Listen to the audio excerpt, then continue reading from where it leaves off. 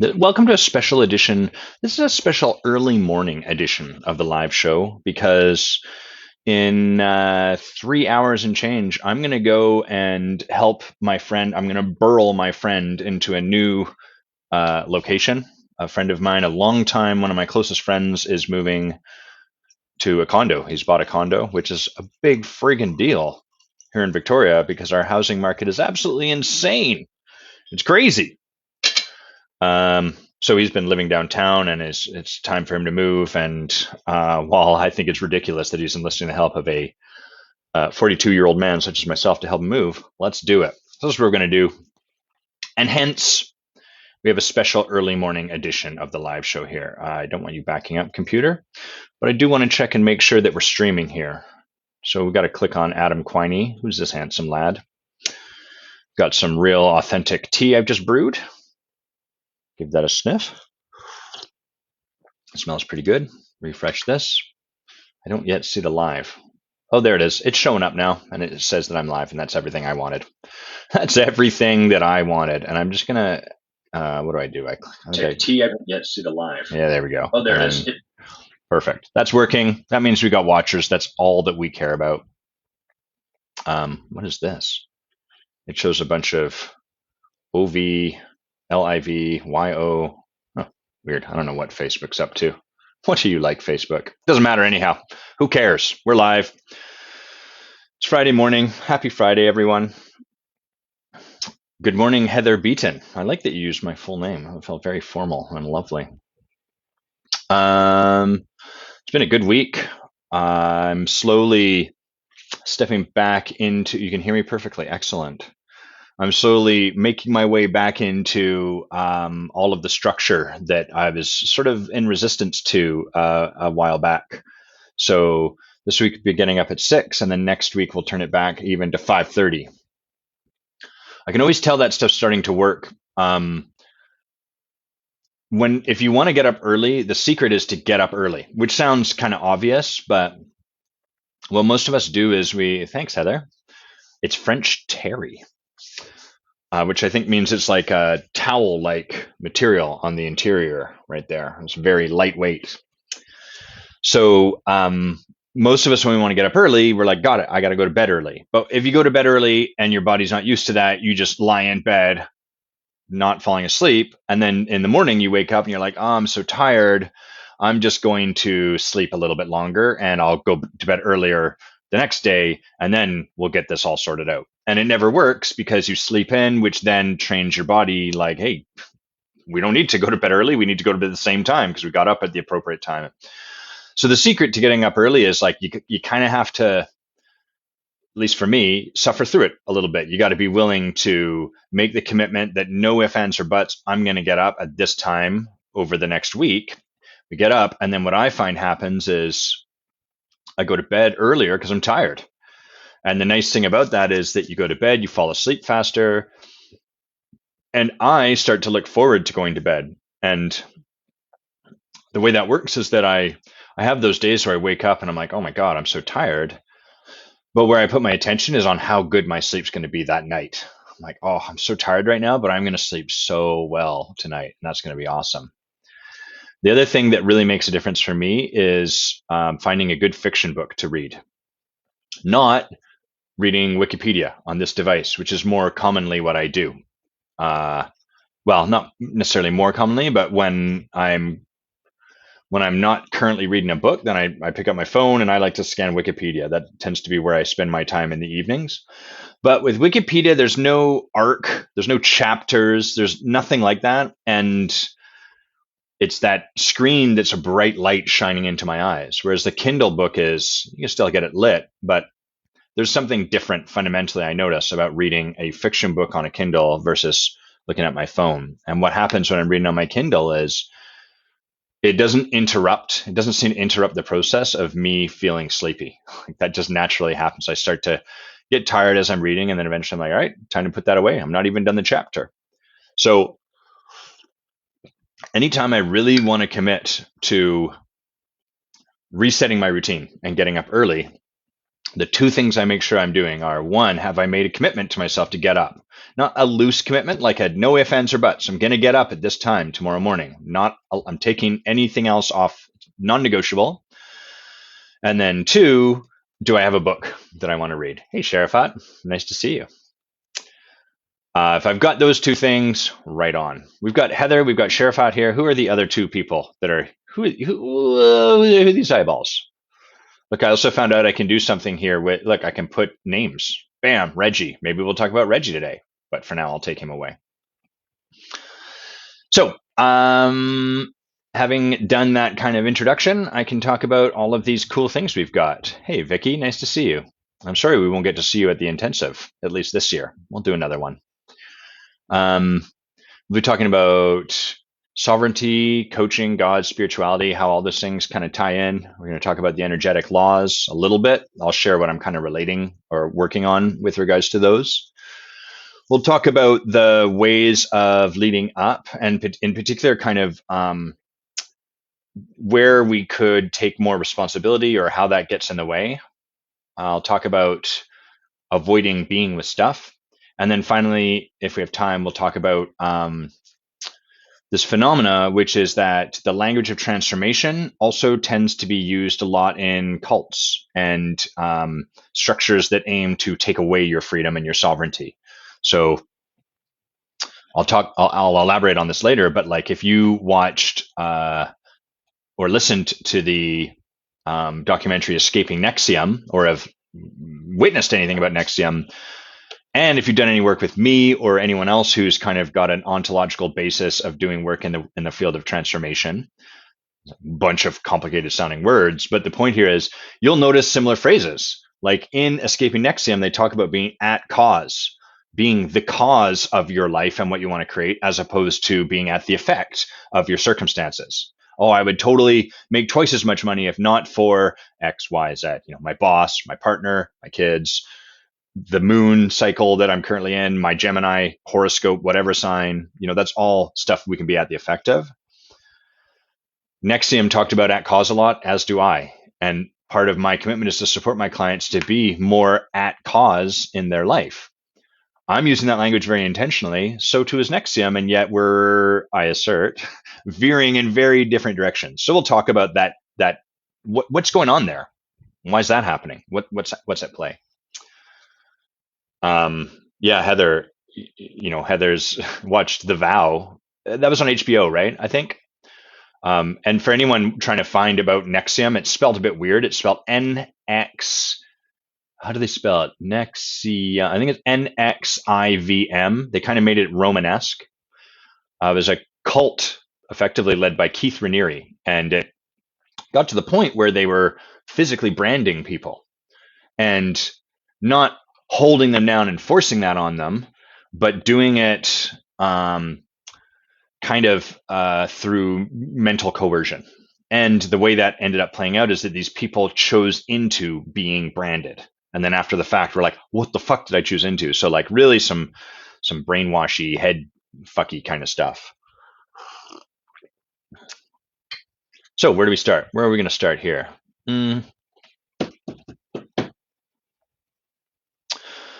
Let's start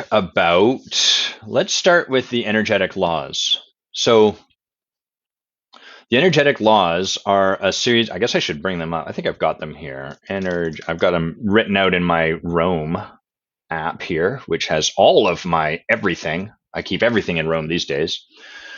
So the energetic laws are a set of laws I've been writing, which basically codify karma, more or less. It codifies karma. It codifies the secret. It codifies the law of attraction. All of these sort of esoteric ideas that like what you put into the universe comes back to you. That sounds great, but why? Like, okay, intuitively I can kind of understand that. Maybe like I can get on board with it, and it maybe sometimes seems to be true, but not always. And why is that? So a lot of this stuff tends to exist in the realm of the mystical. It's kind of mystified, and we kind of take it on faith, while it's working, and then when it's not, we're like, fuck it, and don't really pay attention. And so what I noticed is a lot of this stuff. One of the things that's come up recently is someone sent me a book called Karma. I've got the cover here. I showed this book on another previous live show, so that's the cover of it. Karma, A Yogi's Guide to Crafting Your Destiny. It's by Sadhguru. Sadhguru is great. Here's a photo of him looking very wise and yogic. Look at that guy. That's a badass beard. Kind eyes, too. So this book, what Sadhguru is trying to do in this book, I don't know if he words it this way, but this is how I'd word it, is demystify karma without taking away its mystery. And that's kind of essential to all of this work. Hey, Carla, good morning. Nice to see you. So we want to demystify it, but not remove its mystery. Meaning there is an element of like, cause and effect is great when we can just see it really clearly, when it's like this cube hits this cube, and then clearly the cause and effect. But these laws tend to have a more roundabout way of coming back to us. So it's like your cause hits something and creates an effect, which then hits something else, and then something else, and then something else, and then it winds its way back to you. And that creates a bit of mystery because we can't just directly observe it quite so cleanly. So what I'm attempting to do with these energetic laws that I'm writing out and building out is capture all of that and create some laws and then some explanation for like why this tends to happen in, I guess, what we would call like Western language. This book does a great job explaining a lot of karma in a way that's really demystifies it and helps you understand like, oh, I can kind of see that makes a lot of sense now they're saying it that way. It's not this arbiter up there in the universe that's sort of watching what you're doing. And it's like, oh, that Heather's being a dick to that person. So 3 days later, I'm going to hit her in the head with someone else being a dick to her. That's not at all how karma works, nor is it how anyone who's deep in this kind of work believes it to work. So that's not the belief. That's not the teachings about karma, but it's kind of the pop culture version of it. That's where we've landed. Oh, you've got some karma coming your way. We don't really understand what that means. So we kind of end up relating to it like, if you be bad, bad things will happen to you. And that's just sort of something that happens over there. So there's 9 laws currently. I'm not going to go over all of them. I'm going to just work with one of them. And these may change, of course, they may grow as time goes on, may add to them. But really what we're trying to do is help people understand how you are the source of everything that's happening. And depending on your own capacity for responsibility, the work you've done, any transformational leadership conversations you've been in, and your upbringing and how you were raised, whether you were raised to be very in a state of victimhood or raised to be very much at cause in your life. No one's perfect. No one has this all handled. But depending on all of that stuff, some of these laws are going to be really easy for you to kind of get a hold of, and some of them you're going to have resistance to. And that tends to be the way it goes, where like the concept of integrity, I guess we could talk about a bit, which is most of us relate to integrity like a moralistic thing. If you're out of integrity, you're bad. So we use it like a stick to hit that person over there with. They have no integrity. They're shitty. The more powerful way to start to relate to integrity, I assert, is as an entirely internal thing that has consequences, but like set aside the consequences on other people, or like they should or shouldn't get a hold of their integrity. So we can start to bring it here and just look at like where, here's the book, Carla. It's called Karma by Sadhguru. I'll type it into the comments here. Get down there. Karma by Sadhguru. Karma by Sadhguru. Bringing integrity in here so that we can own it as our own thing. And the consequence of being out of integrity is that we have power leaks. It's hard for us to show up powerfully when we have to keep looking over our shoulder. If we've created a bunch of places in our life where how we are acting is out of alignment with what we're saying. So I'm telling people that Reggie, hold on, let's get him up here. Reggie's in the mix. I'm telling the rest of the world that Reggie's a dickwad and I don't like him. And then I show up and I'm with Reggie and I've got to like spend time with him and I'm like all smiles and stuff. That cuts into my power because now I have to manage this dual reality, and that divides my energy, it divides my power, it forces me to manage a bunch of extra stuff that's out of alignment with what's true for me. So you can see, if we take all the morality out of integrity, me as an individual being out of integrity has a cost to me as an individual. Now, there's other costs, like as people discover, Adam's word does not necessarily align with his actions. What he tells you does not actually hold the weight of how he's going to show up in the world. Then people are going to start to relate to me through that lens and probably stop giving my word so much weight. So there's consequences outside of ourselves, but our job is to let other people off the hook, let them do that work for themselves and manage our own affairs. So the way that looks is we forgive people for being out of integrity while not pretending there's no impact. We don't require them to make any change. We just acknowledge, look, what you say doesn't always align with how you act, and that matters to me, and so I can't really rely on you. And hey, look over here. Here's places where I'm out of integrity, and the cost for me is that it leaks my power away. I can't show up as powerful as I want. Kevin Lewis. Oh, thanks for this, Kevin. Kevin said, hey, Kevin, by the way, haven't seen your name before. Great read on integrity is The Way of Integrity by Martha Beck. I've not read that. Let's just put that up here. Boom.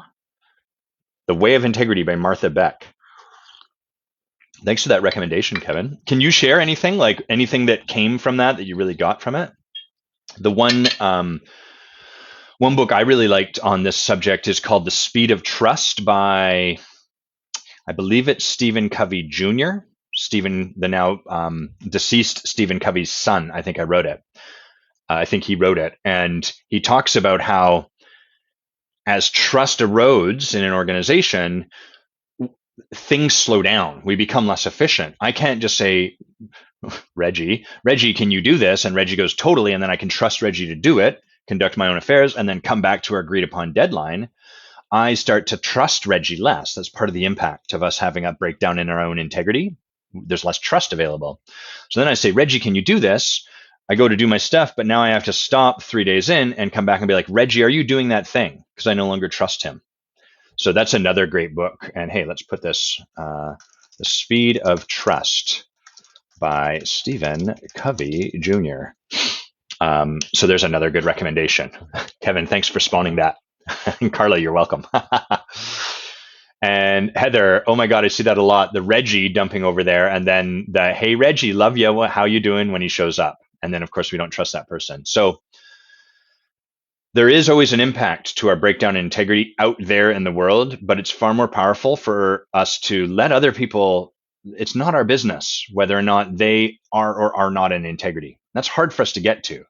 Our business is simply to manage our own, to notice the places where we're out of integrity, and to meet the world exactly as it is without it needing to be any different. It's worth saying that can be a challenging thing. You know, like if Reggie is someone who often has a lack of integrity, the human part is like, you need to get your shit sorted out, Reggie. The more transformative way to be with Reggie is to allow Reggie to be exactly the way he is, to let him off the hook. Reggie, it's totally fine how you are, but I notice you often say one thing and do another thing. And I don't need you to change at all. I don't need any change in you, but I want you to know I'm going to conduct my affairs according to that. I'm just not going to take your word with a lot of weight. So it's okay how you show up. I don't need you to be different, but I just want you to know that's what's going to show up over here. So in that, we're kind of we're honoring the sovereignty in both of us. We're honoring Reggie. Reggie gets to show up exactly the way he wants. And there's nothing in that communication that requires him to be different. And we're honoring ourselves. We're saying, hey, just to be clear, this is what I'm choosing as a result of that. It's a really powerful way to show up with people because it lets them off the hook for changing. And if people are let off the hook by us to be different, like there's an acceptance of the way they are in that. And if we can accept people as they are, then what magically tends to happen, I can see I'm going to have to drop the curtain down. I'm starting to get sun dots, and this is the part where it gets really blinding in my office. If we can let them off the hook like that, then they get to be at choice. Then they get to be like, oh man, I think I do want to change this, as opposed to, fuck, I have to change this because Adam said I do. I'm going to change it for Adam. That change can't really happen that way. Kevin saying, yes, I'm short. Corrected it. In short, as soon as we are out of integrity, we're not in balance in our lives. And we all have areas where we are not integral. True. For example, going to work in a place we talk bad about day after day, yet still go. Martha Beck does a 10-question quiz, and when you answer honestly, you can see where you are not in integrity. Beautiful. Yeah, so great. And Heather, to know the impact others being out of integrity affects us, helps us get the impact we have on people when we have integrity leaks. Yeah, such value in getting that feedback, and it's tough. It's tough to receive that. Okay, so I've talked a bunch about integrity, but haven't gotten to like this deeper conversation, or maybe adjacent conversation to these energetic laws. So I'm just going to talk today about the sixth law, which is love and power. So the sixth energetic law is that people are able to receive the power you wield precisely to the extent of the love you can wield. Put differently, the less capacity to express love you have, the less capacity you have to express power. So what that means is love and power are like two sides of a balloon that you're blowing air into. And you can't blow up half a balloon. I mean, you can try. And often when I'm blowing up those long balloons, that's how it feels to my lungs. Like I'm trying to do something impossible. You guys know what I'm talking about? Those balloons suck to blow up. You have to put so much force. Once you've got them started, you can go, but holy crap, it always hurts right here. Anyhow, not the point of this conversation. Love and power grow together. Your ability to wield them grow simultaneously. You can't blow up half. Many people try. So what a lot of people do is they emphasize one or the other. So this would be like the leader who is like forceful. You show up late, you know you're going to get an earful. They are going to come at you. They're going to be powerful, quote unquote powerful. But what happens in these situations is the leader is operating over top of a great deal of judgment about the way you've showed up. So you've shown up late, and the leader's like, fucking Adam, showing up late once again. I'm tired of this guy. It's driving me nuts. It's time for me to be powerful. Let's just, we'll just get this up here. There we go. Fucking Adam, showing up late again. It's time for me to be powerful. And so this is a bit fun for me.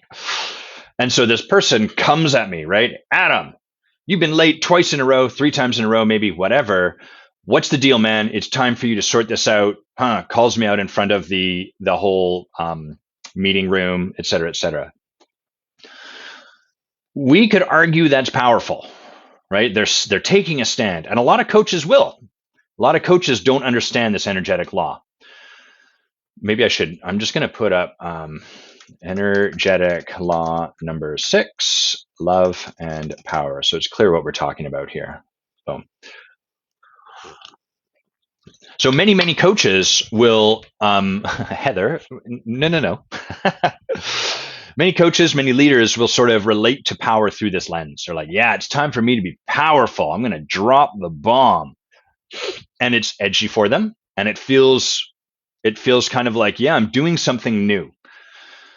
Because it's going to feel edgy to do anything along the spectrum that we're laying out here. Like if you call someone to task, let's close this now, we're at that point. If you call someone to task for the way they've shown up, for being late, for whatever, that's going to feel edgy for you. And when you actually take that step, you're going to be like, whoo, feel like I've done something. I did something different, something new today, something unexpected for me. I'm taking growth. So it's not like you're going to you're going to feel like you've confronted an edge. And then what happens is people confuse that as like, oh, I'm creating the breakthrough. I'm really learning how to be more powerful. So that's what's happening with the person delivering power. Here's what's happening with the person on the other side. Adam, we'll bring him back just temporarily. This is what's happening to this guy right here. How do I point to you? Right there. It's hard. That's mirroring my fingers. It's weird. So what's happening with me is I show up and this guy comes at me and I already have shame. I already have a sense of like, I feel bad. I'm late. Fuck me. I keep being late. This is the third time in a row. And on top of all of my shame, all of my judgment for how I'm showing up, this guy leading me, I can feel his judgment. He might not say he has judgment. He might be like, I totally don't have any judgment at all about how you're showing up, Adam, but you got to get your shit together. This often happens where people, they say the words, I don't have any judgment, while it's rolling off of them. It's like someone who's been drinking for the last 4 hours telling you, I'm sober. And then you can smell brown liquor coming off of their breath. And you're like, you're saying those words, but you're failing the smell test.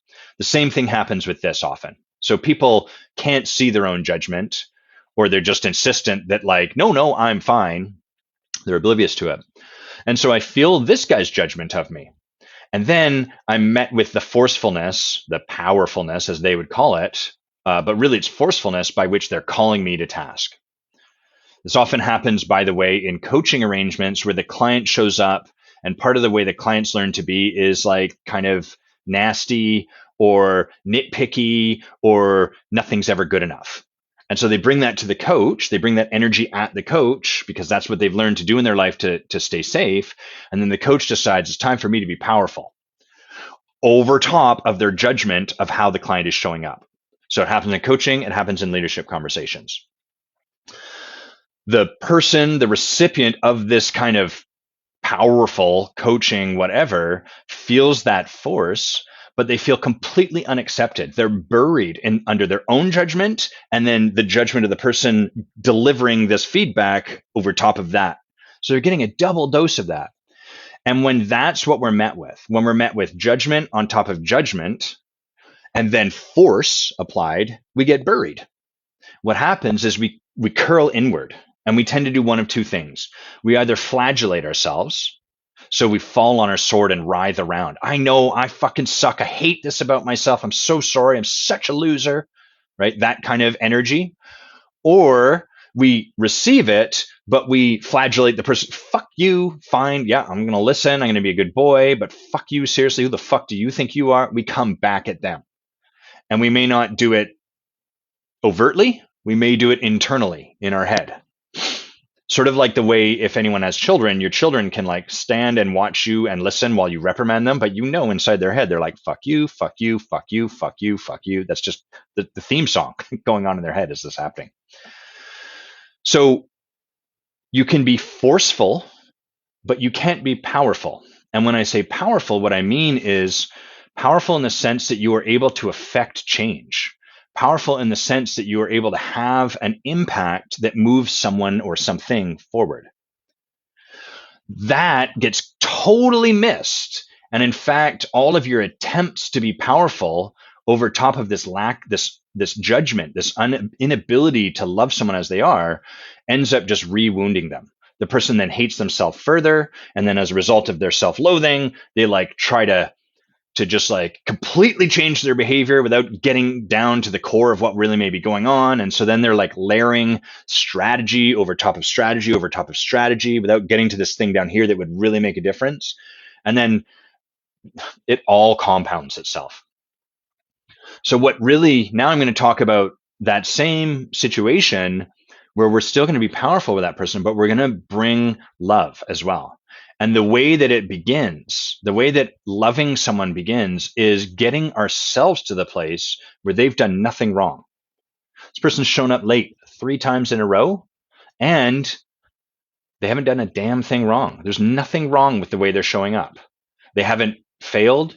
There's no different way they should be showing up. It's not that if only they had something fixed in their stupid ass brain, they would then be able to show up the right way. And it's their own defeat. Like all of that, we're releasing. That requires something pretty profound. And what it requires is that first I am able to love this in myself. So as a leader, the beginning point for this is like, where do I show up late? Where do I kind of juge or fudge my commitments a little bit and show up just a little bit late time and time again? And why? And can I bring love to that here? Can I love myself? Can I accept myself while still wanting to change it?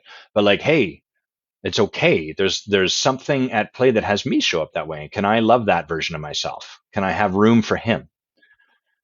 And what that does is once we can start to love it here, then we can start to love it there. Once we can allow it, let it be okay that that's the way we're showing up, then we can start to let it be okay that the person over there is showing up. Just like we were talking earlier about integrity, right? Hey, Reggie, it's okay. I don't need you to like align your words with your actions. I love you however you are. I think you're cool. I'm just not going to rely on your word very much because it doesn't carry much weight. But that doesn't mean I think you're wrong, and it doesn't mean I need you to change. So the same thing here is happening with fucking Adam, who keeps showing up late. We're going to find a way in our heart, and this often requires more work than we're really willing to do because we don't want to let people off the hook because we don't want to let ourselves off the hook. We have to get to the point where we can let it be totally okay for how this person's showing up.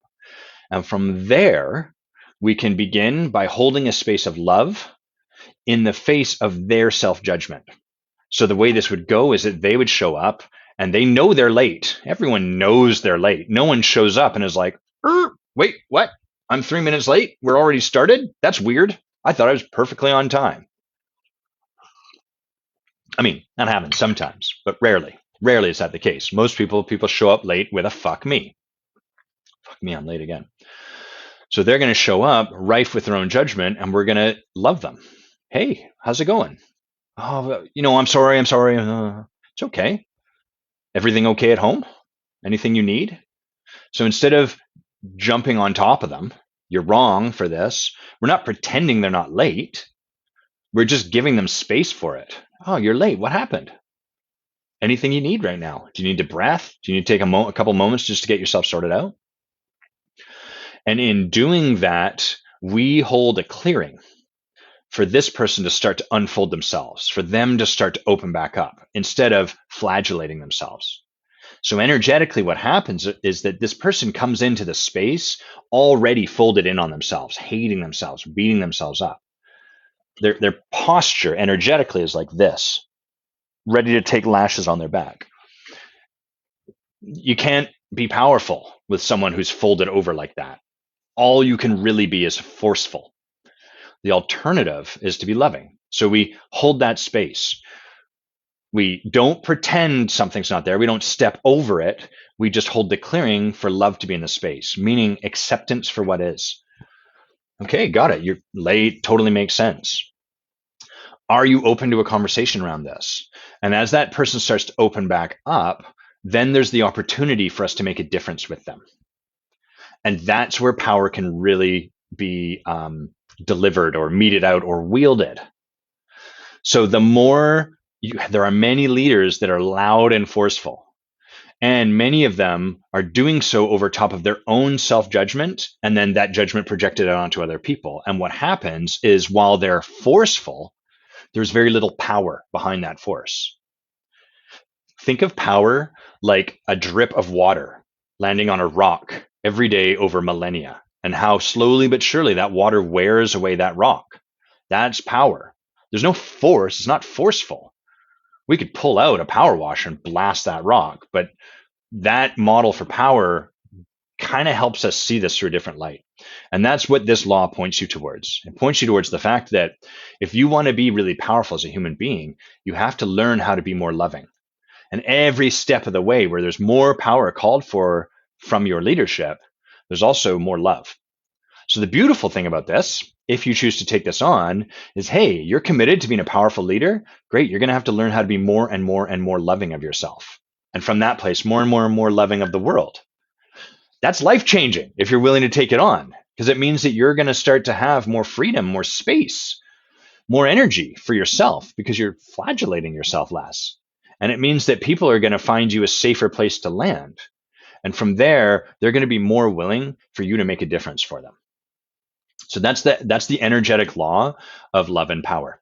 You can wield power precisely to the extent and in proportion to the love that you have access to and can wield. The less capacity to express, experience, and be love, the less capacity you have to express, experience, and be power. Let's see what you wrote here, Heather. It's so complex as most of us are operating without this awareness. Yes. Can you just reiterate, Heather, what moved on, but what that awareness was? Hey, hello, H, as she is called. We've got the double Heather header. This is very cool. The D double H. Hey, James, nice to see you. Good morning. Heather's saying it's so complex as most of us are operating without this awareness. I can see how I could have been so much more effective in the past had I done this work.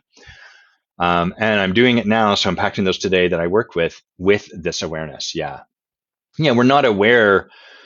I remember the first time I ever kind of heard this law, not stated as I've kind of arrived at, but like first time I heard someone allude to it was I was listening to a Tony Robbins interview.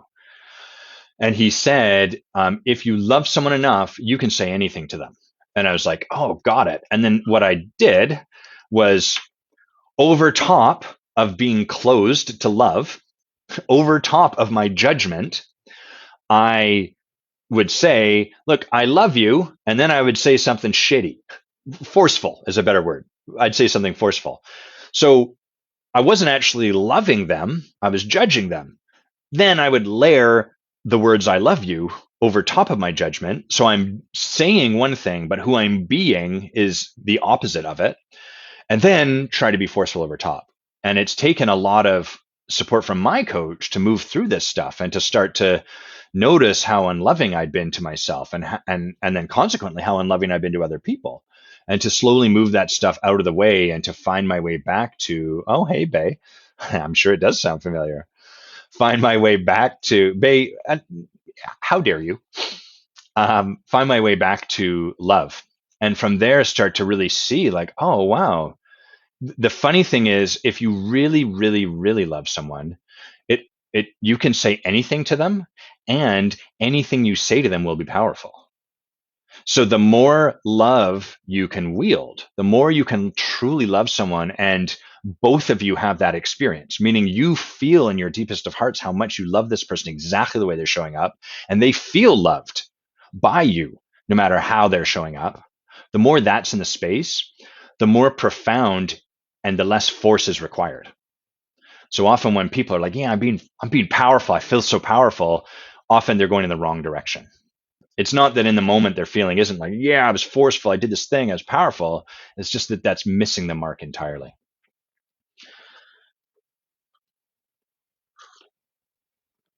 And Heather, such a great point. I just want to feature this. To not know this about ourselves, so to be oblivious about this, makes it impossible to not operate over the top of it. If I am not aware of how unloving I'm being, I'm blind to it. I can't do anything about it. If I'm unaware that I'm kind of being a jerk, then why would I change my behavior? I'm unaware of it. No one goes around like sort of, I feel like a good person, but I'm going to triple be good because what if I'm being a jerk? Actually, in this, there are some people that do that, but don't worry about that. And then what Bay says, not just the way it went, but also the impact of truly coming from love. Yeah. That's the heart and soul of this. When we truly come from love, that is transformational in itself. Love meaning it is okay however someone shows up. We accept them exactly as they are. And that's the heart of a lot of recovery work. People show up in recovery, people with addiction, hey, Andrea, hey, Evan, with a great deal of shame and judgment about their addiction, their tendencies. And what you find if you go to recovery work, 12-step programs and other forms of fellowship, is you share you share what's going on for you, right? I drank again today, or like, yeah, it's been a year and I stumbled and I smacked and I don't know anything about heroin junkie terms. I did dope, whatever. It's been that long, and I'm ashamed. And what you get back is people just say thank you, and that in itself is very very loving. Grimby is being released. Very loving, allowing people out. Hey, Jeff, so nice to see you. Jeff Link was both the concierge in a hotel that we did, that I was one of the people leading accomplishment coaching in, and then later on joined our program. And Jeff, I think you were one of the last, I think you were in the last class I graduated, and then I'd moved on from accomplishment coaching after that. So Jeff's like, we have a special bond that way, and a very stylish man, incredibly stylish. Jeff, I learned from you how good a turtleneck can be on a man. I remember you wearing black turtlenecks sometimes, just thinking, man, that's a sharp look. Evan, I didn't change my camera. I'm forcing HD through. I'm like, fuck LD. No more of this LD. We're going HD. And Sherifat, nice to have you with us. Sherifat saying, I've never looked at power the way you addressed it. I thought it was meant to be forceful, but understanding that I have to come from love makes me more proud to embody the gift. Beautiful. Yeah, beautiful. So let's move on to another one of our topics. Here's another one of our topics here. I don't know that we'll be able to get through all of these. Let's talk about leading up and responsibility, ways of leading up. So often when people think of leading up, they think of like, if you imagine, first of all, leadership is hierarchical to some extent. The reason for that, I'm going to draw an analogy or a comparison. So in my relationship with my partner, it's reciprocal and we're on even footing. What that means is I can point to Bay and be like, Bay, you're doing this thing. And she has every right, and probably should, turn around in the relationship and be like, well, you're doing this thing, Adam. That's the nature of a relationship. And if it was always like Adam pointing out what Bay needs to shift, but never the other way, well, that relationship is, I would argue, flawed and out of balance. And there's a discrepancy in terms of sovereignty and power in that relationship, which is going to lead to a whole world of other problems. But in a leadership dynamic, there is a hierarchy. And the reason for that is that I have to, first of all, as I deepen my own leadership, I'm going to be able to see more opportunity for other people. I will be able to see more of the places where their leadership could go further. I'm going to be able to see more possibility for them where it's like, boy, if only this person, or I can really get the impact of this person the way they're showing up. And if they took that on, I think things would really be different for them, so on and so forth. So as you have your leadership developed, you will naturally develop this ability to see possibility for leadership in other people. The trap of that is that the person above you who is leading you, who is developing your leadership, who is supporting you, their job is to point to the opportunities for you in your leadership. And the temptation for you will be then to say, well, I see all of these opportunities for you. You could take on blah, blah, blah, blah. And the way you've delivered that feedback to me, I think would be much better if you delivered it this way. So what starts to happen is that we take this hierarchical structure and we formulate it more like one in a relationship. And that creates a tremendous number of problems in a leadership dynamic, because leadership is inherently, trying to think of the best word. I'm going to use the word like unidirectional. A relationship's bidirectional. Now, it's not totally true because there is an exchange back and forth, but in a leadership structure, the best way we can put this is that the gold flows down. So this person who is leading this person, Adam leading Reggie. Oh, let's get this up here so people know what we're talking about. This is, what are we talking about? We're talking about leading up and how to lead up. There we go. Add, and then, yeah, karate. So Adam is leading Reggie.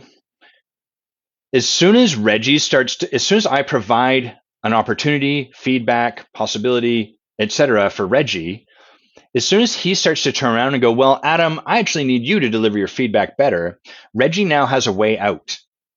Reggie now has an opportunity to dismiss my feedback until I've done something. So he kind of gets to reserve the right to not let me impact him. So that tendency to want to like provide feedback back up the chain while it's not that you should just go numb and accept everything this person says and blah, blah, blah, it's important to recognize that there's a degree of like, we have to trust the person leading us. We have to trust that they're doing their best. We have to trust that they're taking on their own work with their leader or their coach. And then we have to be like, okay, I'm going to, for the rest of my life, be able to see opportunities for people. I'm going to be able to see better ways they can do stuff. And as long as I'm pointing that out, it's going to get in the way of me receiving the gold they have from me. What the reason I'm talking about this is when we talk about leading up, a lot of people think what we mean is, oh, giving feedback to the person above me, telling them how they should give me. So they think we're talking about this very thing that I'm saying sabotages leading. That is not at all the case. Just read what you guys have written. Yeah, Bay's saying like the dynamic that I just described of point something to her and then she points something to me, not necessarily the best dynamic in a romantic relationship, but like there's more room for a bi-directional kind of giving of feedback in romantic relationship or other forms of relationship than there is in a leadership role. Evan, what do you mean by DC? Leadership is like DC. Oh, is that you mean the current, directed current as opposed to alternating? I don't actually know electrics that well, but is that what you're talking about? And Bay, I'm going to come to here. I'm going to remove that. I'm going to come back to what you said because it's a really good point. So where we are now is like, okay, as a starting point, if I really want to get the opportunity of having my leadership developed, I kind of direct current, great. I kind of have to surrender a little bit to the leadership above me. I have to, it requires a lot of trust. And I have to trust that they're doing their work. Even though I can see stuff they may not yet be taking on, I have to trust they're getting their leadership developed. And if I want to have my leadership developed, I have to empower this person above me. And constantly pointing out what they're not doing is a way of me not empowering their leadership. So from there, hello, Grimby. Welcome back. I've got to close this door. That's how we do that. Got my moving shorts on. No pants day. So the other way I often see this, the challenge here, like one of the most important parts of leading up is your willingness to take responsibility for what's happening. And I was working with a client yesterday and I found what she's been moving towards incredibly inspiring. And so I want to share part of what they were working through so you can kind of get an idea of what I'm talking about and how often counterintuitive leading up can really be. It's not the way we think it is. So most of us have a disempowered relationship to the person above us. Like that's the default, is we can see their flaws, and over time their flaws frustrate us more and more and more, and we're like, fucking idiot, look at the way you're doing this. To lead up means to model leadership around everyone. The oddity of that is if I want my supervisor to be more responsible for the way they show up, I have to model being more responsible for the way I show up. Exactly the way if it was reversed. If I want my directs, if I want the people I'm leading to show up with more responsibility, to take ownership for their mistakes, I have to be more willing to model that first. The leader always goes first. Whether you're leading up, or whether you're leading down, or whether you're leading sideways, or whether you're leading in relationship. Whatever it is, I am kind of, damn it, if only they'd be willing to do this, I got to go first. That's tough because what we'll often fall back on is, I am going first, I'm doing it. Well, look for how you could go deeper into this. So the way that often shows up,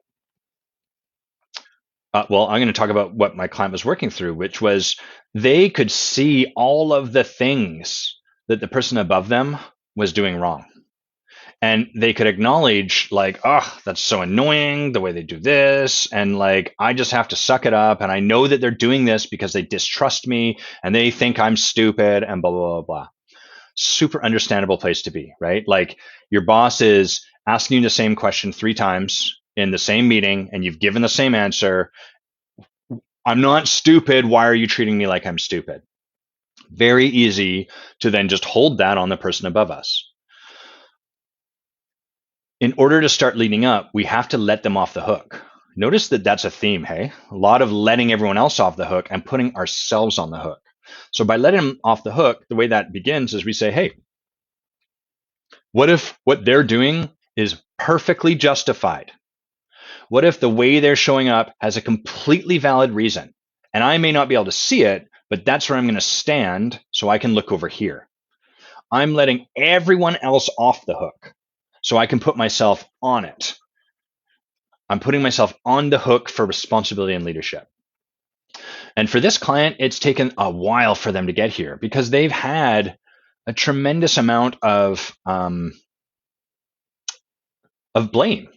They learned that responsibility was dangerous. Responsibility meant you were at fault, and being at fault meant you were a wretched human being and would probably get kicked out of the tribe or not get cake or get a beating or any number of things. So when we have responsibility conflated with blame, it becomes really hard to take responsibility because it's dangerous. So we've done a lot of work on the background. And where we got to yesterday was this same kind of conversation. This person's doing the same kind of thing. And the questions I was asking were like, okay, are you willing to let them off the hook? Like, are you willing to trust them? Trust that what they're providing is completely justified. There's a reason they're doing it. Yes. Okay, great. So what can you take responsibility for that might have them doing that? How are you showing up that would have them showing up the way they're showing up? And this client, boy, was it courageous. And it might sound small as you hear it now, but like the step into this kind of responsibility is really something. And they were like, well, when they're talking, I tend to look away or look down or take notes or whatever. So I could see how that might lead them to conclude I'm just not listening to them or I'm not paying attention.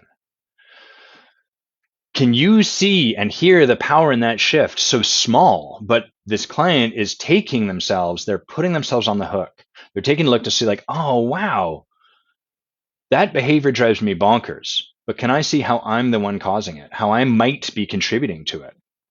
And from there, this client gets access to a whole bunch more power because now they can start to take the action that might generate a different result and at least be responsible for their part of it. Now, there may be points down the road where this client does everything under the sun and this is still happening, at which point there might be a conversation to have. Hey, I've taken a look to see, like, am I connecting with this person? I've done this. I've asked you if it's clear that I understand, blah, blah, blah. And I notice you're still like asking me 5 times. So I'm curious if there's something missing, something you need from me. That might be further down the road. But right now, what they're doing is they're really turning all of the spotlights away from everyone else and onto the one person they can change. And this is an example of how we lead up. We let those above us off the hook. We trust them completely. And we say, how can I be responsible for the dynamic that's getting created? What might I be doing that might be contributing to this or causing this? That's transformational. And hopefully for some of you, you can hear this and imagine like that would be, I would have resistance to doing that because most of us do. We have resistance from a very human place where we're like, no, but this dummy is, if I take responsibility, they're not going to. That's how we play the shifting responsibility game. We reserve the right to not take responsibility because we're afraid that if we do, then the other person will be let off the hook and they won't take responsibility. Super incredibly human kind of experience. But the fascinating truth is it's actually the opposite of that. Someone has to start. Someone has to take responsibility first and model it. And the more you are willing to do so, the more it calls other people forward and has them step into their opportunity to take responsibility. Hello, Alexandra. Heather, you say, why do we have to trust them? Why is it not about us regardless? The power to change is to look at ourselves. I think what you're saying, Heather, is why is trust even a consideration? Like, why, regardless of trusting, is it just over here to look at ourselves either way? Whether we trust them or not, the opportunity is to look here. Do I have that right? Can you just confirm that for me? I'm going to read what everyone else has said first. James, old me says accountability is painful. New me says bring the pain. Yeah, I'd love to invite you to a third place, which is, what if accountability was pleasure? Like, what if that possibility existed? So, to your credit, you're kind of like, accountability used to be painful, and now I'm willing to take on that pain. But which is cool. There's a nobility to that. And it's like, at least I hear in that you're willing to really take on accountability. But what if accountability could open the door to pleasure? What if there was some possibility like that there? That might be an even cooler place to step into. Well, Bay asking me questions, helping me out on my live. Hello, Bay. How do you differentiate between what I'm suggesting and falling into difference and putting people on a pedestal? Right. That's a great question, Bay. So Bay, who leads with me and does this work and is a master in this work herself, is kind of asking the question, well, what about, we're talking about like trusting the leader so that we can kind of do our own work over here. But how do we differentiate between that and then just giving away our sovereignty completely? Just falling into deferring to the person, the leader is infallible and it's always my fault, which is kind of what happens in cults, right? Like, and even in many programs that might start out really positively, but then the leader's not doing their own work and it starts to become egoic.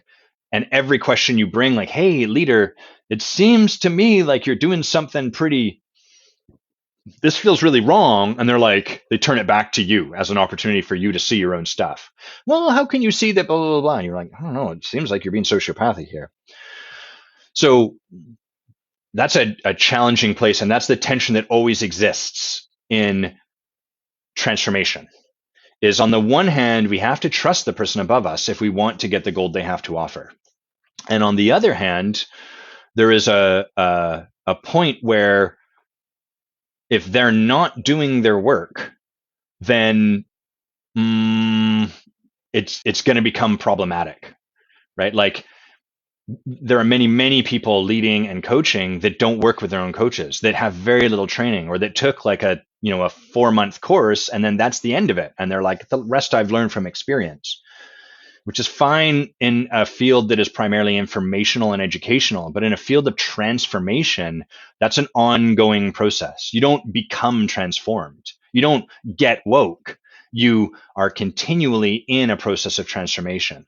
So where do we find ourselves in those places? So I need some tea and I need to ask myself that question. Thanks for being here, Heather. I'm going to answer your question after I speak to Bays. So I don't have a simple answer to this because I don't think there is one. What I think is that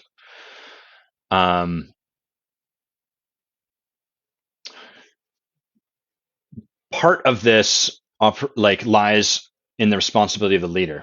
So when Bay and I are leading groups, naturally people come to a point where they're confronted by what we've been talking about, where what's there is for them to, they have to make a choice. And that choice is, I'm either going to trust Adam and Bay and set aside my resistance in the moment, or I'm not going to trust Adam and Bay. And our job is to give them to give them that choice. If we force them into trusting us, that's not really trust. You can't force trust. Trust can only be given as a gift. So we are standing for them to choose one of those two sides, but not either one of them. Like, we're just standing for their choice. No, Bay, don't take away your question. It's a great question. And when we're at that point, people may bring us like, well, hey, what's like, how do I know you're doing your work, or something like that? And what's important is that we, as the leader in this situation, are willing to meet them there. Rather than just continue to put it back over there, we kind of have to meet them where they're at and be like, I get it. You want to know what my work looks like. Here's what I'm working on. Here's what it looks like with my coach. Here's what I'm bringing to my coach. These are the conversations I'm in. That's how we engender trust. So it doesn't mean that we blindly say to the person, I trust them, and I to Bay's brilliant wording here, I just defer to them and give away all my sovereignty. We can still question them and ask them that. And it's on the leader on the other side in this dynamic to be able to meet them there, rather than just to put it back over there with them and like, well, you're not trusting me. So there is a bit of a dance here. And part of that dance is kind of like if to what you've just said, Bay, if I was going to analogize this, it's a little bit like, what is the right time for me to make a move on someone on a date? How do I know when it's the right time for me to kiss their cheek? We could give you 50,000 different rules for like when is the right time for that, but the right time exists only in the moment, and those rules are outside of the moment. Just like this sort of dance we're describing in leadership is in the moment. So you have to feel into this a little bit yourself. The way you discover that is you bring these things to your leader. You say, hey, I'm doing this work, I'm struggling because it feels like you're not, blah, blah, blah. And if the leader just refuses to accept whatever you're providing, well, that might be a bit of a breakdown. But if they can meet you where that is and really get you and give you the feeling, like if they can stand and be with you in such a way that reestablishes trust, great, you might have someone that's really up to something. That's why I recommend that when people are considering coaches, what you want from a coach is someone that is powerful in the way we described power earlier. Like, this person when I'm with this person, there's an impact. I feel the impact of the way this person shows up. So they're powerful for you. The way they be is compelling to you. Not what they do, not the results they've created, although our results can be a reflection of our being, but the way they show up in the world and with you is compelling and inspiring to you. And 3, that they feel trustable, that they're doing their work, that they're working with a coach, that they're in some kind of container that really supports their own transformation. That's what I suggest everyone get clear on when you're considering working with a coach. All right, Heather, back to your question. Why do I or my client need to believe that the leader is doing the right thing, even if I cannot see it? Am I not accountable for how I'm showing up regardless? Well, the reason. So what Heather's asking is like, I got this feedback from my leader that or the way the leader showed up gave me this feedback. Maybe they said like, I need you, Adam, to be more responsive on email. And my reaction is, I am responsive on email, dickhead. I respond to emails every blah, blah, blah. I've got that defensive reaction. Heather's asking, why do I need to trust what the leader is saying? Can't I just be accountable for how I'm showing up regardless? So in this instance, the instance I've just laid out, ultimately, at the end of the day, it's all how I'm showing up. But what guides how I'm showing up is the feedback I just got. So what I can do with that feedback is dismiss it and set it aside, or I can trust the leader in question. I can say, oh, I'm going to trust the feedback they've given me. I'm going to take it on as true. That's what's being asked for from me. And rather than explain why that feedback's garbage, I'm just going to receive it and take it as gold. That's the gold for me. Now, what is there for me to take on to honor that feedback? How do I need to show up that would meet that? How am I showing up that still has me creating that kind of feedback? What a lot of people do when they see what you've written, Heather, like the way they interpret that is, I'm accountable for how I show up, is they don't trust, they say, fuck that guy, he's an idiot. I know I'm being accountable. I know I'm being responsive on emails, and I'm the person I need to be accountable to. So I feel good. Fuck them. On with the program. So that's where you're right in that at the end of the day, it all comes back down to us. But a lot of the feedback we get comes from our leaders. And so it's a willingness to trust that in service of what we want to create that we're talking about here. You guys are asking amazing questions today. Let's see if we can get yours up here, Sharafat. Nope, that's not going to quite work, so I'll have to read it out. Isn't the feedback they give about me, doesn't that say so much about them? If the leader says, Adam, I need you to be kinder, doesn't that really say that they're a jerk or they're too kind or whatever? And won't this mean I'm carrying their own baggage?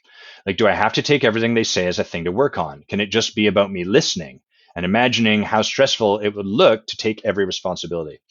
So again, this is the nature of trust. Heather, can you see kind of what we're talking about here in Sharafat's question, right? Well, how do I know the feedback I'm getting from my leader isn't just their own baggage? We have to choose to some extent. So maybe my leader, I don't know, is always late themselves. And then they come to me and they're like, Adam, I notice you're always late. it'd be really easy for me to like, fuck you, Jack. You're always late too. Who the fuck are you to tell me I'm always late? And I can then just reserve the right to not take any of that feedback on. But that lets me off the hook. That lets me sit in my own comfort of like, I'm fine. I don't have to receive that feedback. I'm good where I am. That's an option. But for those that are really committed to stepping into their leadership, we take that feedback as though there's something there for us. So rather than just saying, that's Jack's bullshit and I'm not going to take it on, we try it on. We take a look to see, like, even if that is a lot of Jack's stuff, how am I creating that experience for Jack? Where is Jack right? If I was committed to leading up and that meant modeling something, and I'm mad at Jack because he's always late, where do I need to take a look to see how I could model being more accountable for my time? Where could I take a look in my life to really model what it would look like to be in total integrity with my time? So notice I'm letting Jack off the hook and I'm putting myself back on it because it's going to deepen my leadership. And frankly, because as you do that more and more, it's going to cause transformation in the person above you. So ironically, leading up is never about changing someone above you. It's about immersing yourself back into your own transformation and trusting that will move things forward. That will create the impact we want. James, this topic is taking my breath away in a good way. Phew. I was in this exact relationship situation. As soon as I got a coach, joined a men's group, and studied with a guru, I was able to question and make suggestions, and it created a massive wall between us. As soon as I didn't do what that person told me to do or how to be, the relationship crumbled, and that person was even harder on me by calling me selfish and self-involved instead of encouraging my growth. Every time I made a mistake, they would tell me, why don't you get a new coach or another guru? So get that. So that's a great example of where the system breaks down. I'm going to talk a little bit more about this tension because it is a challenging one. There's a tension in that as someone standing for someone else's growth, either because I'm coaching them or because I'm leading them, when they bring something to me, like when they say, Adam, I really feel like you're not taking a look on your side. The easy thing to do is for me to put that back on them. So to be like, why don't you just get another coach then? Or you're selfish, or this is all your stuff showing up. This is, by the way, aside, this is where the art in this lies, right? There's not a lot of, we're starting to move beyond the realm of science and getting into like the artful, the magic of this profession and what makes it so rewarding, but also so challenging. And this is kind of why we have to get coached to really get this part, because we need to see this modeled for us and had it modeled for us, as opposed to just going and sitting in class, learning a bunch of stuff, and then going out there and then doing what your coach and guru just did that you described, James. And I'm sorry for that happening. What I can say, and it's cold comfort now, but is like that person probably did this innocently. I'm not saying that it didn't cause damage, but that they were oblivious to this. They simply couldn't see this. So what happens is anytime you bring something to someone and they kind of just dump it back on you, they're not meeting you where you are. Instead of, if your energy is like this in that moment, right? If this is the trajectory of your energy, this is all made up, but hang out with me. If this is the trajectory of your energy, what they're doing is this: pow, no, and then your energy falls flat. What artful transformation, leadership, and coaching looks like is if this is your energy, it's pointed and it's like, hey, I don't feel like you're doing your work. The masterful coach, the leader, works with it and goes, I got it. I totally get that. And they walk this path with you. And they would, like, if this was me and you brought that to me, what I would probably say is like, got it. First of all, can you share more so I can understand the experience you're in? Right. So I'm on this trajectory with you. And if you're like, well, I feel like this, and sometimes you say this, and my job in that moment is to really like, got it. Let me take a look. And how can I do exactly what I'm suggesting we do in this conversation about leading up? So in that moment, there's this point where I got to like, I really want to support James in taking greater responsibility for how things are going in his life. And I got to model that for him in this moment. because I'm committed to leadership.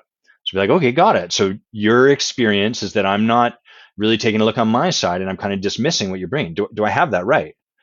Great. And then I got to take a look and see how and where and what that might be true. And what do you need from me? What can I share with you that might sort of let you see I'm doing my own work? Here's the work I can tell you I am up to, right? So we need to be met in our energy before we can move it in any direction. That's energetic mastery. Is that in it's kind of like in the martial art called Aikido, which really is more of a way of living than a martial art. If you've ever taken Aikido, you start to think like, is this even useful as a martial art? Aikido is it's a martial art created with the entire intention is to blend with the opponent's energy. So if your opponent comes towards you and grabs your shirt, rather than pull away from them, you move in closer with them. And that's quite disarming. Or if they lunge at you with a punch, you move rather than try to forcefully push away the punch, you welcome the punch and bring them towards them. And like there's a whole bunch of other stuff that's really phenomenal in Aikido. Like the starting point is you treat your opponent with honor and as a sacred creature, rather than like, I gotta fuck this person up. You're like, how can I blend with this person? So the irony of the martial art of Aikido is in an actual fight, it probably wouldn't be that it's not as good as like Krav Maga where you just disable them. But the beauty of the martial art is it stops you from getting into fights because you learn to blend with people long before the possibility of a fight even arises. So it's actually the ultimate skill. And that's what we're doing in coaching is we're merging coaching and leadership. We're merging with their energy. So that's where I see the person you're talking about, James, fell down. That's where their limitation was. That's where they had stopped in their own work. And that is wide. It is widely spread in the coaching and leadership professions because people go, they do a bit of learning, but they don't ever really have the experience of this kind of thing themselves. You know, we go to classrooms, we sit and take diligent notes. When the teacher says something we think is bullshit, we make a note in our head or we write a note, this is fucking bullshit, but whatever, I'm here, I'm going to be a good student. We take what we decide is valuable, we leave what we decide is invaluable or not valuable, and then we go into our life and we proceed as normal. So we never really get that opportunity of having to work so intimately with someone that we get to the point where we're like, fuck this. And then we say to them, fuck this. And they go, got it, fuck this. Where do we go from here? And work with us in that. That's the artfulness. That's the mastery. A couple comments here. Alexandra, wow, this is really making the wheels turn in my mind. Thank you. You're welcome. And thanks for sharing that. That's what this is for, right? Is if all we do is reaffirm what we already want to be true, there's not going to be much transformation available. Oh, I didn't want to block you. No. Don't block Gwyn. I want to show what Gwyn wrote. Gwyn saying, this all sounds like emotional intelligence 101. No? Yeah, sure. I don't know what emotional intelligence 101, I know what that term would allude to. I don't know what it actually would be. What I do know is that what we're talking about is the ability to be with other human beings. And often I think that's what people mean when think when they're talking about emotional intelligence. What I will say is that often emotional intelligence becomes a series of dogmatic rules and structures. Listen affirmatively. Yes. Make good eye contact. Those are simple examples, but like you can deepen them and create dogma of anything. And as soon as we start to create dogmatic principles and beliefs and things that we adhere to regardless of the moment, then we are no longer of the moment. We are no longer in the moment. We are now in the rules, in the dogma. So maybe this is emotional intelligence 101, if that helps as a way of kind of relating to this. But what I want to make a point of, and I'm not saying this is where you were standing, Gwyn, but I all the same, I want to make the point that we want to ensure that we are continuing to move into the moment with someone as opposed to following dogma. And Sherfat, what did you say here? Don't you think always trying to find an excuse for them would mean we would be taken for granted and look like the fool who has to accept all the bunch thrown? I'm looking at this generally, but not just in the case of the coach. So Sherfat, this is what Bay's point was. If I always first of all, I'm not saying make an excuse for the way someone's showing up. I'm saying trust the way they're showing up.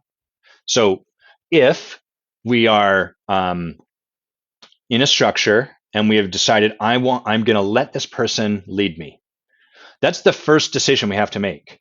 So if you show up in a structure and you're like, fuck my boss, they have nothing of value to provide me, then now your leadership conversation for yourself is, great, so am I going to stay here in a structure where I believe there is nothing to provide me in terms of my leadership, in which case you fine, but the consequence of that is your leadership's not going to be developed?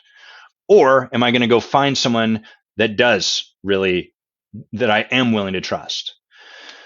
Once we've chosen to trust someone, then we must trust them. If we're sort of coming, and I'll give you a simple example of this. The Forge, the group that Bay and I run in service of developing coaching and leadership and mastering those things, is a 9-month program. We do a lot of work up front with people that want to join that to make sure that they're a yes to us, to the process, to container, and to what we have on offer. And what we have on offer is you're going to leave this program different than the way you came in. You're going to gain access to your own transformation, and you're going to deepen your ability to cause transformation in other people. And we're going to do that by coaching you and teaching you how to coach and supporting you to create your own breakthroughs. And finally, you're going to have resistance to all of that because you're a human. So we have that set up. We make sure they're a yes to that. 9-month program. Pretty typically, about 2, 3, somewhere along the line, a bunch of people in that container are going to start to like see stuff in us rather than want to look at themselves, and they're going to want to point to what we're not doing, or whatever. They're going to be resistant to our leadership. They're going to be resistant to our coaching, which is totally fine. There's nothing wrong. There's no right way to show up. But at that point, they kind of have to choose back into the container if they want to get the opportunity from it. We're not saying rely on us for the rest of your life, but we're saying, hey, we put a lot of work in up front so that you could be clear that you were going to trust us for your transformational process. We're 3 months into a 9-month program. You don't have to trust us for the rest of your life, but unless you're willing to trust us, unless you're willing to kind of let go of your resistance and actually let us make a difference for you, which is a vulnerable thing that requires some trust. Unless you're willing to do that, we're not going to be able to make the difference for you that we've promised you. We don't require it, but that's where we're at. And so that is kind of like, I think that provides a cleaner place to look at this, Sheriff Hat, because the trouble is we can always find an exception. So we could start talking about this, and then someone could be like, well, what about my boss that pees in my coffee every morning? Great, leave that person. That's problematic. And again, there's no one rule. We have to find people we trust, and then we have to empower them if we want the transformation they have available. I've had clients who were unwilling to do this for 6 months. I'd show up on the calls, and their energy was this. What do you got, Adam? Fix me. And the underlying kind of paradigm, the context that they lived in was like, I want things to be better, but I'm certain that they can't be. So imagine showing up to a coaching conversation from that place. I want things to be different, but I'm certain they can't be. There's nothing I can do to defeat that. As long as they're holding on to that belief, no matter what I provide, no matter what I say, however I show up, they're going to be able to like defeat the opportunity that's there. And so that's where we have to meet them. Hey, it seems like you're just really resistant. Like, it seems like you've got this sort of locked down, like nothing's going to make a difference. Like, yeah, kind of. Okay. Well, from that place, it doesn't seem like there's any conversation we can have that's going to change things. Is that right? And, there might be a bit of back and forth, but ultimately we want to get them to the point where they can see, until they're willing to let go of that belief and maybe just explore a different possibility, a possibility like maybe a conversation could make a difference, but only if I'm willing to let it. Until they're willing to step into that, there's nothing for us to really do except continue to notice the bankruptcy of this existing belief. Gwen, totally agreed. Not dogmatic, but the in the moment tools habits, for taking responsibility for our own emotions and engaging consciously rather from patterns like defensiveness and deflection. Yeah, 100%. We could say emotional intelligence 101 is really like being with life 101, or there's all these different ways we can kind of put it. Hey, Andrew. And that's the heart of all of this, is how do we be with more of life? So to finish up, we're going to hit on this last topic I've got. Ways of leading up. No, that's not what it is. It's what did I call it here? Creating more presence. So what we're really going to talk about is being with life, which is ultimately what it is to create presence. Being with life is one of those things that people kind of say, and we hear it and it means absolutely nothing to us. We're like, well, I'm already being with life. So in order for us to talk about being with life, we need to talk about all of the ways that we're able to avoid being with life. Because being with life doesn't mean just physically being there with life. There's a bunch of nuances. So the first way we can avoid being with life is physically. That's the first place you look. So I can physically avoid being with parts of life by not showing up to them, or by not letting them in my house, or any of these sort of things. So if I don't like anger, I can get up and walk out the door the moment anyone anywhere around me gets angry. I can make a point of cutting off, ending relationships with anyone that has a temper.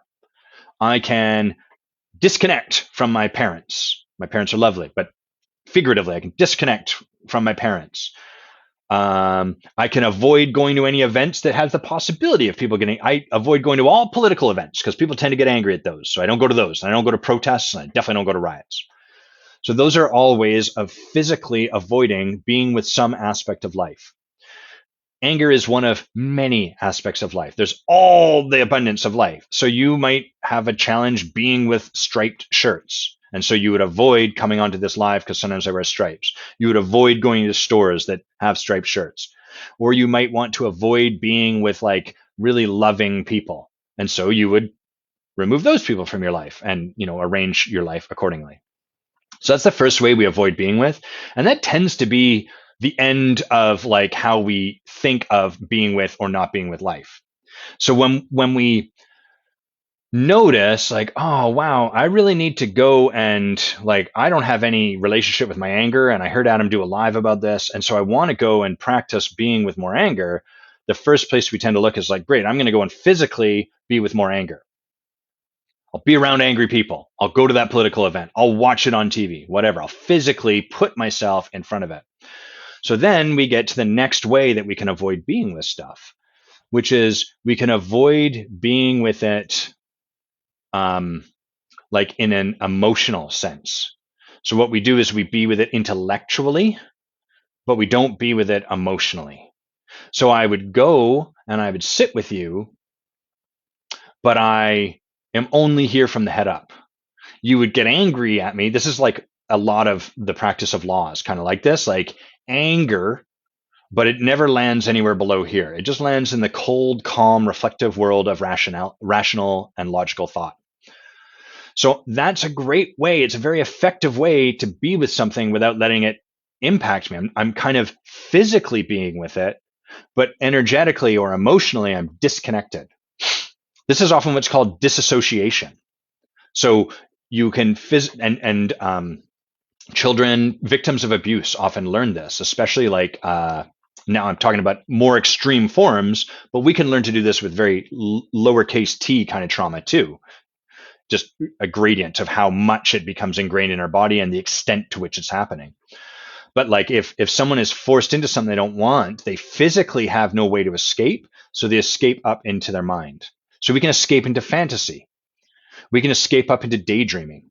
We can escape up into ideal worlds. We can escape into a meditative state. We can escape into cold, rational intellectualizing of what's happening. This person's shouting at me and punching me in the chest. I wonder what that's about. I wonder what's going on in this person's past. I wonder how it blah, blah, blah. So you can see all of that lets me avoid being with the feeling in this moment of what's being directed at me.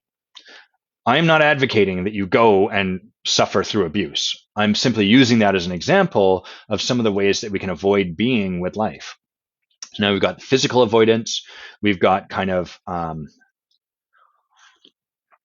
emotional avoidance, and it's really like a way of escaping. The other way that we can do it is through kind of white knuckling. So white knuckling would be like, rather than a dissociation where you've like, it's almost like they've got that blank kind of stare. They're just like, I'm here. I'm physically in front of you. Instead, what's happening is they're like this. They're clenched and tense. So that's the white knuckle approach of not being with something. We're physically in front of it, but we're not really being with it. We're contracted and clenched all the way through it. So if one version of not being with something is to kind of like escape up into the ether, this one is to like curl inwards. It's sort of like, I don't know, circling the wagons. And then you have a whole bunch of chaos going around the outside of the wagons, but you're kind of safe on the inside. You're clenched or whatever. You've probably noticed, if you've ever done this, that it's hard for anything to get in. So even though you're physically in front of something, you're not really allowing much to get through. You become fairly impenetrable until the thing passes. So these are like, we could keep drawing this out, but this gives you some of the ideas for like how we can avoid being with. It's not simply whether you're present in front of it physically or not. It's also like, are you physically present? Are you energetically present? Are you emotionally present? Are you physiologically or like neurologically present? So like that last one that I described where we clench is like a way for us not to be with something in terms of like our breathing and our musculature. So we have our nervous system remove itself, so to speak, by clenching, closing down. To really be with something means to be kind of like in a relaxed, neutral state with it, where our breath is free, our breath is open, as is our front and our body. Our stomach and our viscera are kind of soft. We can just sit with it and we can allow it to impact us. So when I'm being with anger and I feel someone's anger, I tend to feel like flush on the back of my neck. I start to feel like tingly in my face. I start to feel my breathing want to close down and get tighter. And then I practice being with it. I practice releasing that. Let's say, for the sake of argument, just so it's a little easier, I'm not being with someone directing anger at me. I'm just being with someone getting angry at whatever. So let's say I'm in a conversation with my friend and they start to get really mad about political stuff. So now they're being angry, not directed at me, but frankly, that's still anger I want to get away with. I don't want to be with that. And so if my practice in the moment, for whatever reason, is I'm practicing being with more anger in the world, I want to be able to be with more of life, that would be a great place for me to practice. It's like, oh, I notice myself closing. I notice myself getting more tense in my language. I notice myself withdrawing my connection. I notice myself making less eye contact. How can I open back up? How can I be with this moment more? That's what engenders more presence. That's what creates it, is our willingness to be with it. And this is also why people often try to create change in their lives and end up like it just doesn't seem to work. It's because they've found, I'll give you a quick example here. Long ago, I had a client who she's a very attractive, very successful one, and she would get into relationships and then kill them in 2 weeks, like very, very regularly. Hot and heavy, it's good. Fuck this guy, I'm out. That was kind of the pattern. And she noticed that pattern happening. And I was like, oh, there's something, I'm not getting something here. I want to have the opportunity of relationship. That's not happening. And what she decided to try doing, this is an example of kind of like the surface level, I'll elaborate after I've told you what it is. What she ended up trying to do is like, I'm going to stay in a relationship no matter what, even though I want to leave. So basically, she's addressing the thing on the surface. What she couldn't be with was her disappointment and letdown when someone didn't naturally live up to the expectations she had. By the way, no one can. You have higher expectations than reality. Reality can never live up to your expectations. Now, one way of avoiding having to be with this gap is to reduce your expectations. And another way is to just move on as soon as you notice the gap. And then you'll come up to someone else. It's great. It's great. They don't live up to it. Fuck them. Move on to someone else. So we want to, she wanted to like be able to create that beautiful relationship. But what was happening was at first she was not being with the gap between the disappointment caused by reality and her expectations. And so she would leave, which ended that she didn't have to be with that feeling. She physically removed herself from it. And then what happened when she came over to the other side is that she just white knuckled through it in the relationship. So then the same gap existed, the same amount of disappointment, and she would just stay with it. Like, I'm staying with this person. I hate them. This is kind of like that old model for relationship that the generation that came before baby boomers and even baby boomers a little bit was like, we're not going to divorce, so we'll just stay and fucking hate each other. They're not really being with the stuff. They're white knuckling through it until the end. These days, we've gone in the other direction. The more like the millennial generation and the Oregon Trail generation, my generation, and those of us around here, we're like, fuck staying and being unhappy. We'll just get divorced 5 times over and over and over again. Serial monogamists.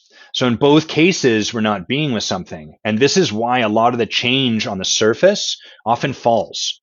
It's why people try to change their lives, but it never really works, is because we can't see that there's something underneath to be with that we're missing. And our changes just tend to be like moving from one way of avoiding being with life to another way. I'm going to read what you said, Alexandra. I'm going to read what you said, Andrew, and then we're probably going to wind down. So, Alexandra, you say, I wonder how to be with it without being absorbed in it. Going on the example of anger. Yeah, that's the other side of this, which would be another great conversation. Thanks for bringing it. Is we can avoid being with life. The other side, like the flip side to that, is that we get washed away in it. So we're like, I'm going to stop avoiding anger, but then we just become consumed by the fire of anger. It's a great question. I'm going to move that forward. We'll talk about that next week, maybe the week after, because I think we have a guest next week. Thanks for bringing that, though. And Andrew, you have a question for me. I see. I'll come to that in a sec. But you said the place I've been practicing is understanding the client's possibility and their commitment to create it. I finally realized that it was often me driving that bus forward, and I've been spending more time in the unknown and having the client get more connected to what they want and their own commitment in going after it. Beautiful, man. Nice work. And oh, sure thing. Thanks, and you're welcome. Thank you, Alexandra. Here's Andrew's comment. I have a question for you, Adam. Is my deeper understanding of context possibility, did that come from accomplishment coaching, Landmark, or Werner Erhard? Yes, and Adam Quiney. So what Andrew's talking about when we describe context is the beliefs we have, the actions we take as a result of those beliefs, the world that gets created as a result of those actions, and that world then reinforces our belief. So that when someone tells you, it's just your story that people don't want to hear, blah, blah, blah, you have a fuck ton of evidence to be like, no, it's not, dickhead. This is clear evidence. I can prove it. And it's also why if you try to tell yourself it's just a story and you take an action outside of that story, the world immediately smacks you down and says, wrong, it's not just a story, because it's not. You've created a world around you that conforms to your story. Your belief creates reality, and then your reality creates belief. And then you get in that cycle. So that's what Andrew's talking about when he says, like, my understanding of context and then possibility. I think what you're saying, Andrew, is really like my understanding of ontology, of being, of this sort of stuff we're talking about. Where did that come from? Where did my depth in this, my understanding? So it came from all of those places. Accomplishment coaching was like my intro into this work, and I took their program for a year, and then I led their work for about 5 years, which was kind of like doing a PhD in this, very applying this stuff over and over. I've not done Landmark, but accomplishment coaching had a strong underpinning of Landmark's technology, as they call it. And then I went and worked with Werner Erhard for a short period. I took a class of his in Cancun, which was amazing. And then the other aspect of that, Andrew, is I've got a lot of brilliance. That's part of the essence of me. And what I find people with brilliance like to do is we really like to not just apply stuff, but really get our brain into it. Like, you know, I'll give you an example, but like we want to understand stuff and distinguish it and break it down and make it absorbable. And part of my commitment on this planet is to bring the gift of transformation, to demystify transformation without taking the mystery out of it, so that more people can understand it, get the gift of it, and then more coaches can actually support people in creating it rather than making surface level change that just reinforces the underlying self-limiting beliefs people have. So an example of that would be that at accomplishment coaching, what I was trained in is starting to see the essence of people, being able to see brilliance over there or presence or wit or whatever, and separate that from what they did and just be able to see like, oh, the qualities of being this soul in front of me exhibits, I can see them. I can distinguish them. Like this person is generosity. They just bring that into the world. That's a beautiful thing. And then I also noticed we also got trained in what's called a survival mechanism, which is like Jung would call this your shadow. Accomplishment coaching would call it your survival mechanism, as would many other groups. Some people would call it your ego.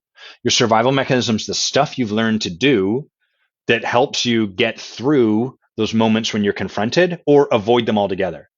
So if I'm someone who embodies the quality of wit and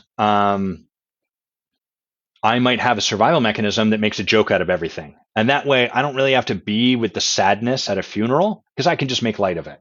And then we can all be there, and that allows me to avoid being with sadness, which ultimately is a reflection of the fact that I can't be with my own sadness.